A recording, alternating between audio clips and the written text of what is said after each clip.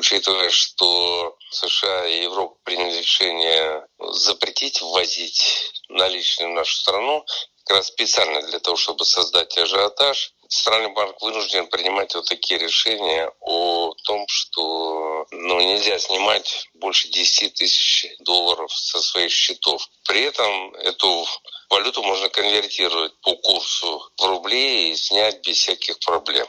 Мы видим, что несмотря на эти заявления Центрального банка и некоторые другие действия Центрального банка, курс рубля укрепляется, и это в значительной степени связано с тем, что для хозяйственных операций, для приобретения оборудования и иных товаров в Европе и в Соединенных Штатах Америки введены ограничения, санкции. Соответственно, спрос на валюту с этой точки зрения незначителен. Я думаю, что ситуация рано или поздно стабилизируется.